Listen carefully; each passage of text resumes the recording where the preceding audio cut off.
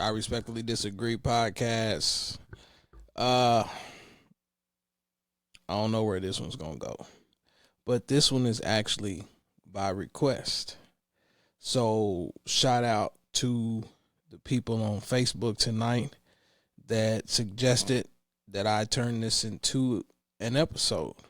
So definitely appreciate the love.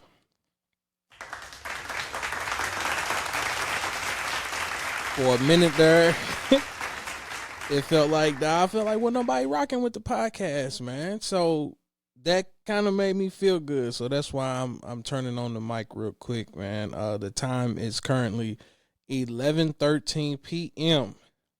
Wednesday, August the 9th. First day of school. And I must admit, today was a complete SHIT show. Try not to cuss. Like I said, I don't know who's going to listen to this. People may have their kids with them or whatever. So try to keep it clean for the most part.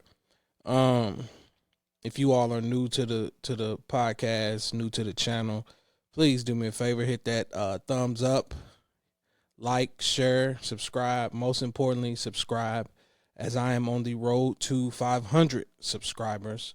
Currently at 416, I think.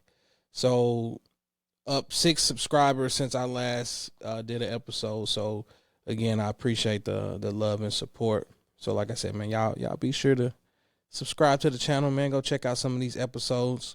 But it's a few things I want to discuss from a personal standpoint. And today's conversation is going to be centered around JCPS. And for those that are not from the Louisville area, that's Jefferson County Public Schools. And, you know, COVID changed a lot. You know, we went to the NTI, you know what I'm saying? Like, kids had to get accustomed to learning from home over Zoom. And even that, you know, presented its obstacles. But for the most part, teachers and the kids were able to adapt and they were able to overcome that. There was some pros and cons to it in a sense. I feel like you still had a group of kids that may not have, you know, been able to capitalize off of that learning environment. And, you know, they may have missed out on learning opportunities because they don't have that one-on-one connection with an actual person being there that may be able to explain things better than just sitting down staring at a screen. And I feel like if you look at some of the test scores and things across the country, you'll see some of those reflections. You know, quick sidebar, you know, LeBron James school. And I hate how he always comes up somehow. Some way LeBron always comes up. And I hate that because I don't want it to come off as like, you know, he's just a big old LeBron, this and that. But I was hurt by the fact that, you know, the news broke about some of the kids in his schools, you know, math scores and things like that.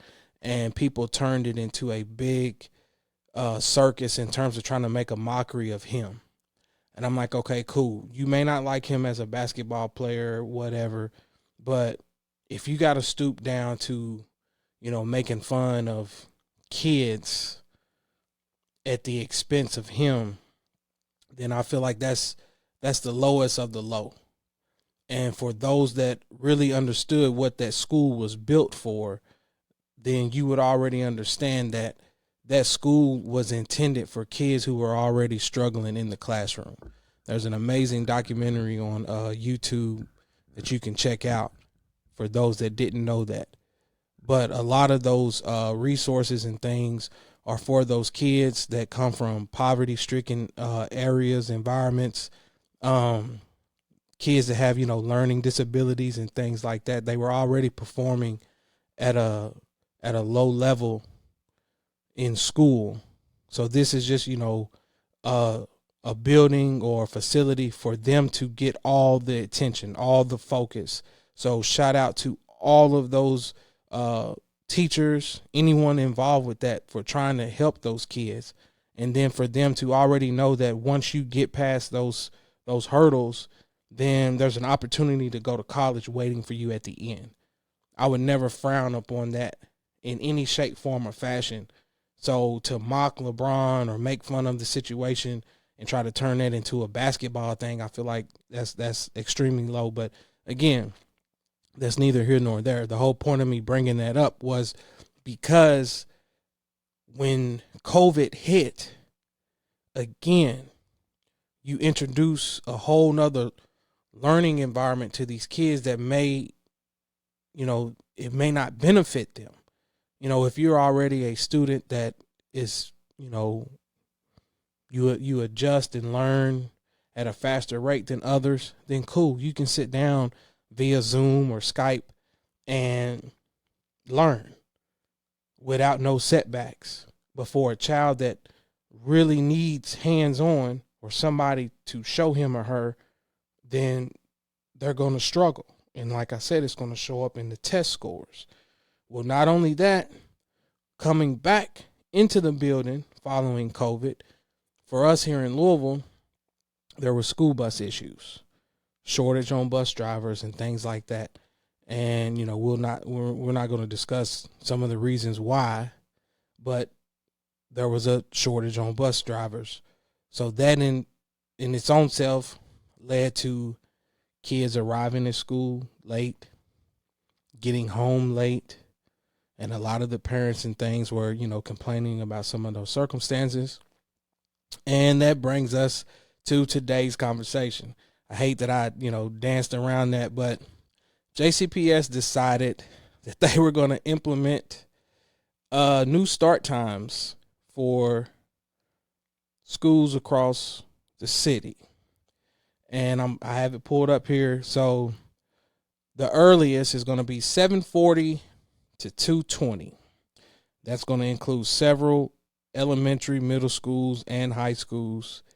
The next start time is 8 a.m. to 2:40. That's a few elementary. Looks like one middle school, one high school. Then you get 8:10 to 2:50. Again, elementary, middle, high. Then you get a whole nother start time of 8:40 to 3:20. Again, elementary, middle school, high school, early childhood. Now you start getting into some muddy waters here. 9 a.m. to 3:40. It's a few elementary schools. Then you get a 9:10 to 3:50. Again, this is all elementary now. 9:30 to 4:10 p.m. Then you get 9:40 to 4:20. And then again, we have an early childhood that doesn't begin until 10:40 and doesn't close until 5:20.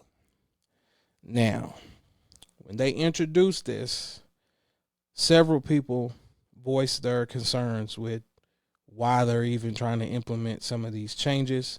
And, the justification for that was they're trying to fix some of the school bus issues or whatnot. And everybody had their doubts. But again, people tried to be open-minded. Like I said, my wife, she's a JCPS employee. Have several friends, that are involved in the school system for JCPS. And not only that, I volunteer to coach basketball. So even myself, I'm like, man, the school that I help at, they don't get out until 4:20. And I'm like, well, shoot, that's going to impact basketball. Because normally we practice from 4 to 6 or 4 to 5:30.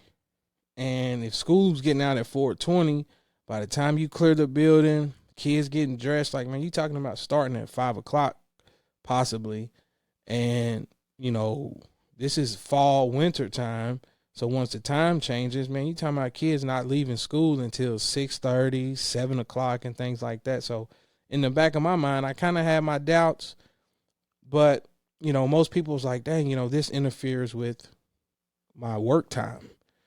So they made an announcement that, they reached out to the mayor and was like, asking employers to be flexible with employees once they implement this start time. So as you all just heard, I just listed 9 different start times from elementary through high school. And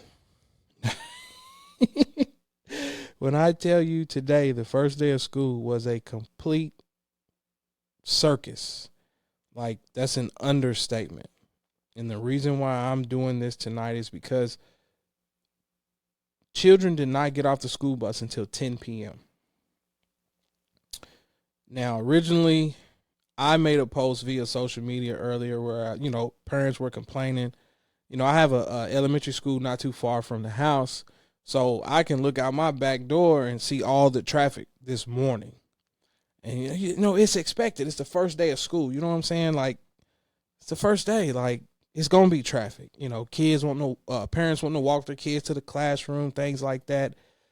Taking school pictures, blah, blah, blah, along with work traffic. So it was expected. So I'm looking on my social media, and there's so many parents just complaining. And I made the post, and I was like, look, y'all are not the only ones. Like, everybody's going through it right now. Like, stop the complaint. Like, it's literally the first day. And by 4:30, 5 o'clock, I started having a change of heart. So I'm going to hit the button on myself today. Like, I need it. I disagree. So I respectfully disagree with myself today because my wife messaged me and she was like, we're still waiting on buses and it's 5 o'clock. Now, y'all heard me say, the last school dismisses at 4:20. It's 5 o'clock. They're still waiting on buses. So I'm saying to myself, I was like, dang, you know what I'm saying? Like, in terms of these kids, I was like, they got to be exhausted. Like, that's got to be a messed up feeling. Then you deal with rush hour traffic. I was like, man, these kids ain't getting home till 7, 8 o'clock. Worst case scenario. So waited. Finally my kids came home. For us, we're fortunate to where our kids don't have to ride the bus.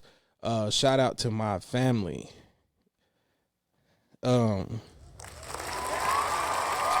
Definitely appreciate everyone that comes together to make sure all of our kids get to and from school. When they say it takes a village, that is a true statement.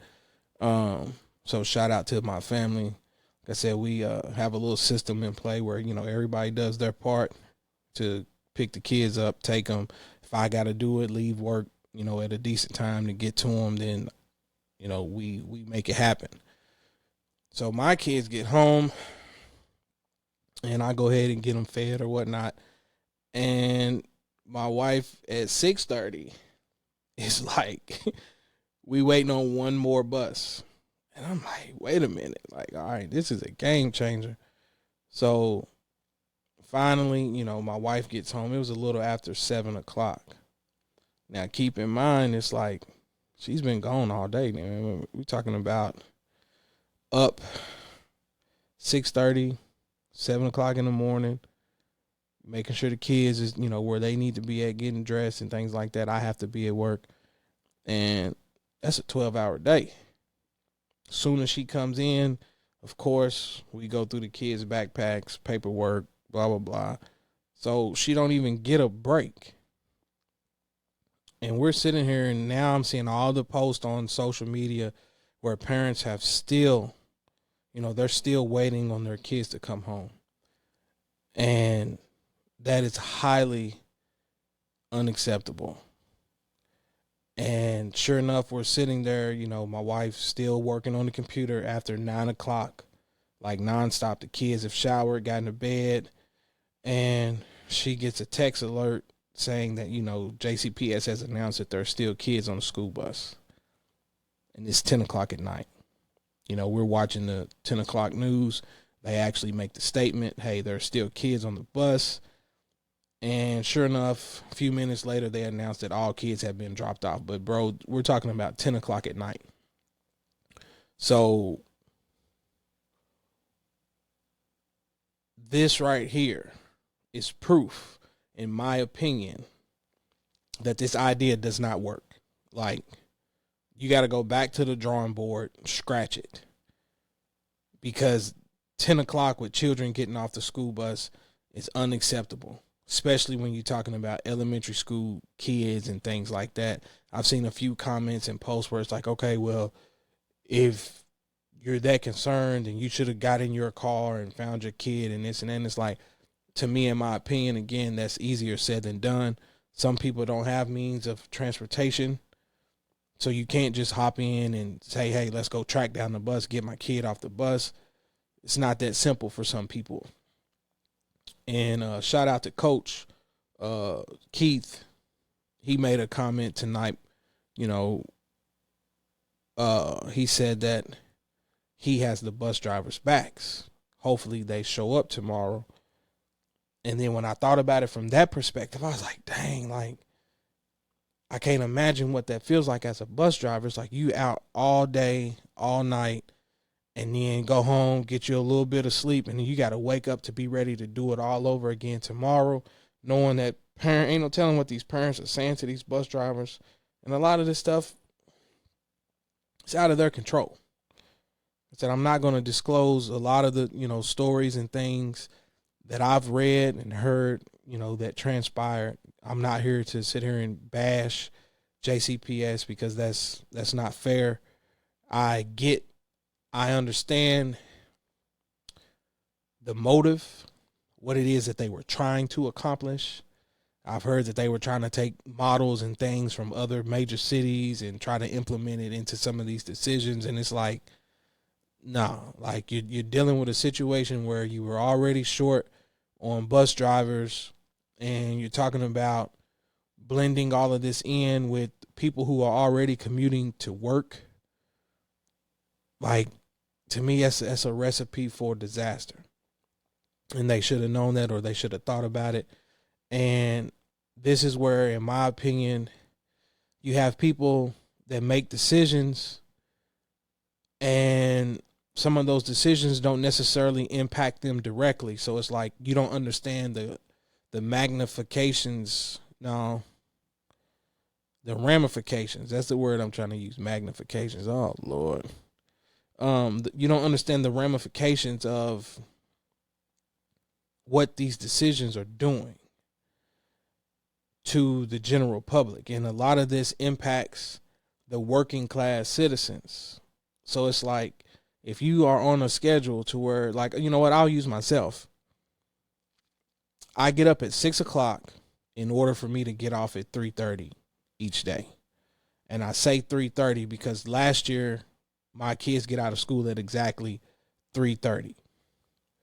So that gave me plenty of time to try to get off work, shoot across town, be in the car rider line so I can pick them up at 3:30 and then shoot straight over to practice by 4 o'clock. It was convenient for me. My wife would take them to school because school started at 8:30. She's able to drop them off and then go to where she teaches. It worked out perfect for us. Well, now school for them doesn't start until 9:30, 9:40. Well, guess what?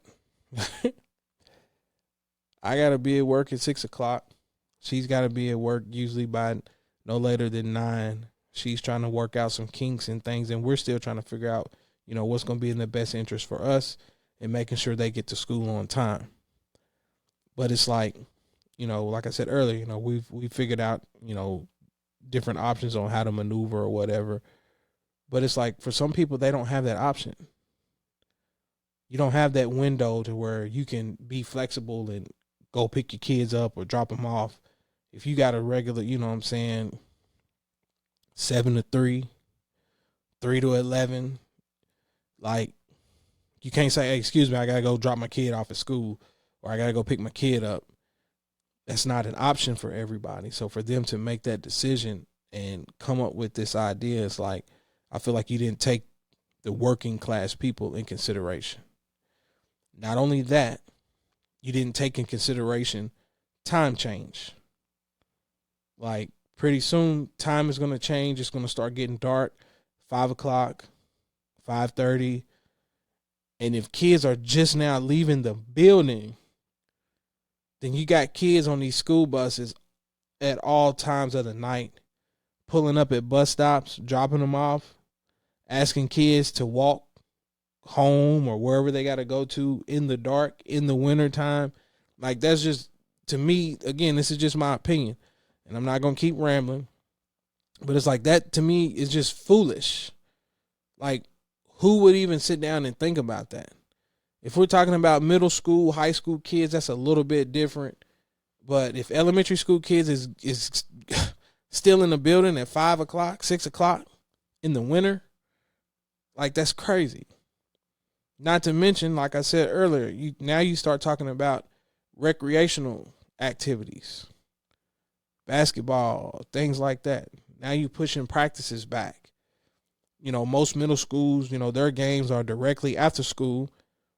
So if schools are not getting out until 4:30, if kids haven't been dismissed yet, you dang sure can't bring in a basketball team from another school and be ready to have a game because you haven't cleared the building.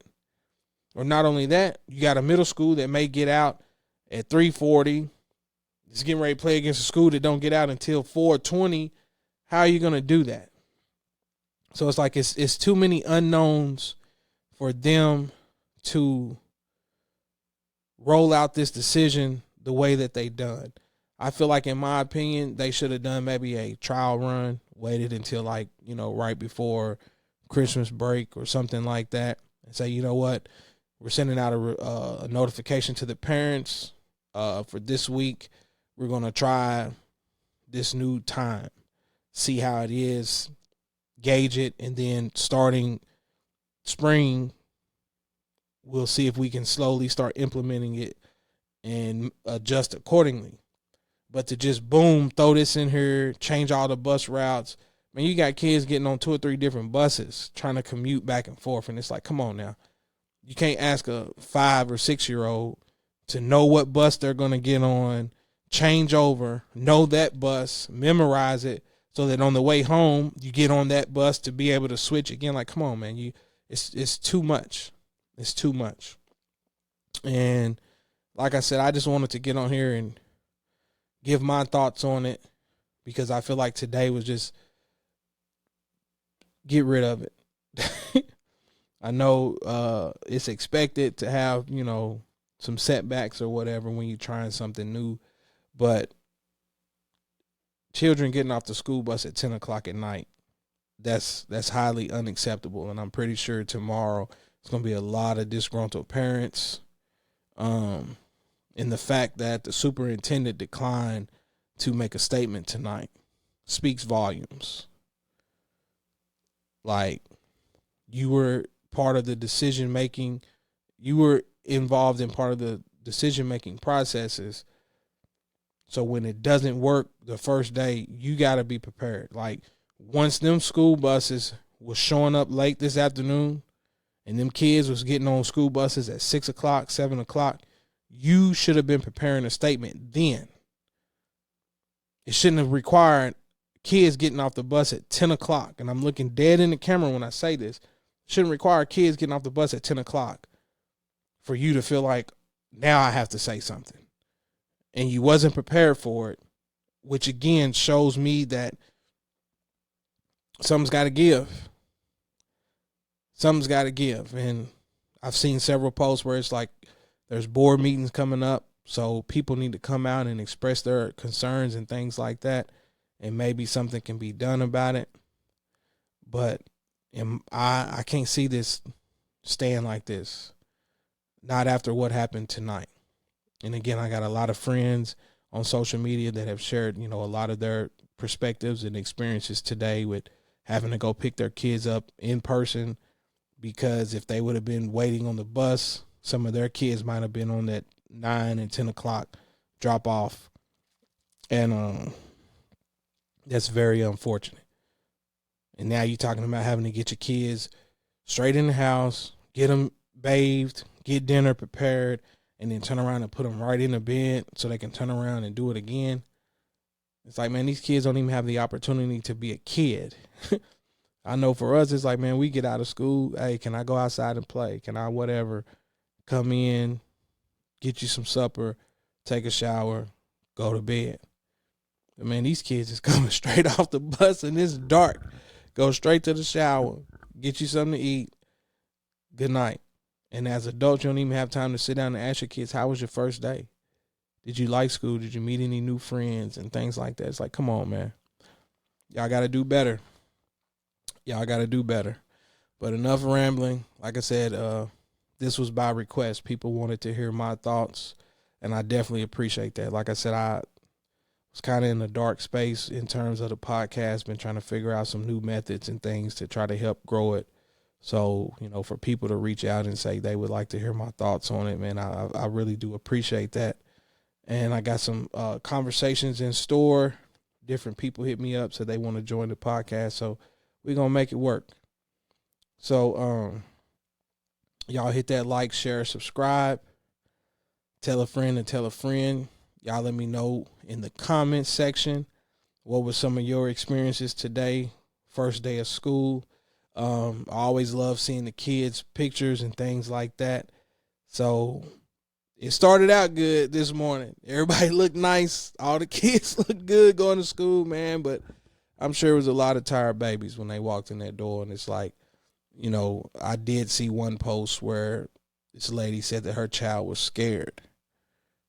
They got dropped off nowhere near where they were supposed to be dropped off at and had to walk.